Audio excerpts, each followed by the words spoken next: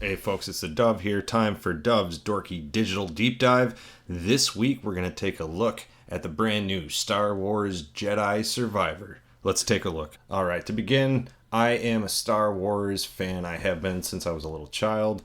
I love Star Wars, Star Trek, Doctor Who. I'm a big nerd. I don't care. But I need to put that out in front. I am a fan of the genre. However, as many games for Star Wars that I've loved, I've hated just as many.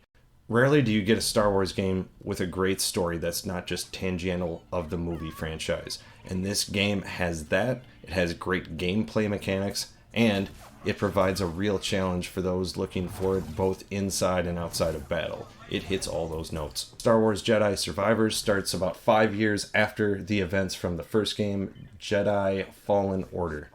And you see what happens to each and every one of the main characters from the first game. The main protagonist, Cal, hasn't missed a beat, and he's still fighting the Empire battle after battle to try to level the playing field after the horrid Order 66.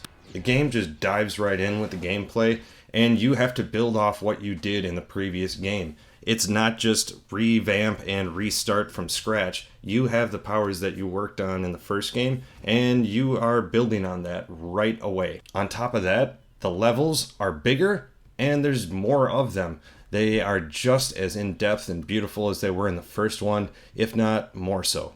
The gameplay really builds off the first game's move list, and it makes it feel like you're not starting from scratch. That's the best part. You're adding on, you're making your character go further and further into the saga, and it really makes it feel like it's not just another installment, but an addition, and you're really going through this saga with Cal. With the new skills, you can control Marin, which you met in the first game, Jedi Fallen Order, and new to the team, Bodhi Anuka. You actually don't use it all that much, and when you do, it doesn't actually help that much unless you're Marin. Bodhi doesn't do much, so sorry to ruffle any feathers, but it's kind of a meh. Almost all games strip down the hero to the bare essentials and make you relearn everything.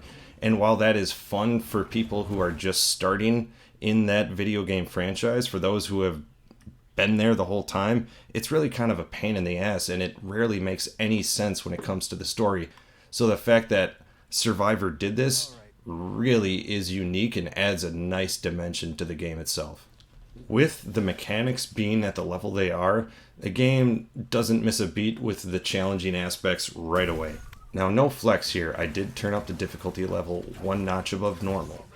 Again, not a flex, I suck. I just wanted a longer game and a little bit more of a challenge, and I definitely got that with Jedi Master.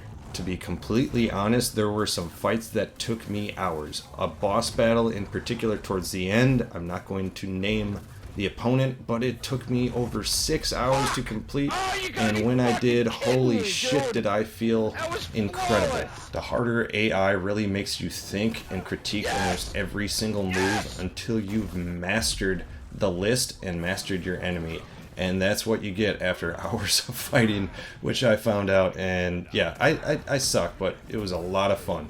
There are a few bugs on the console version and plenty on the PC version.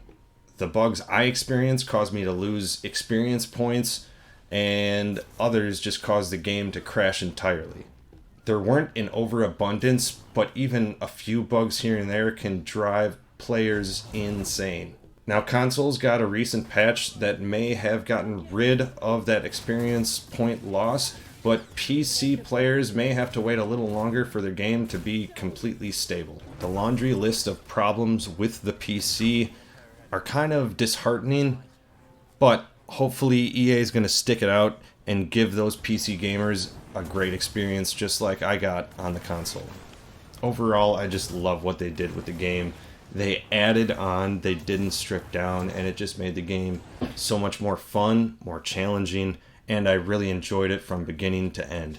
I definitely think that if you enjoy Star Wars games, if you're looking for a challenge, or you just want to kick someone's ass with a lightsaber, this is the game for you. Check it out, and GG, my nerds.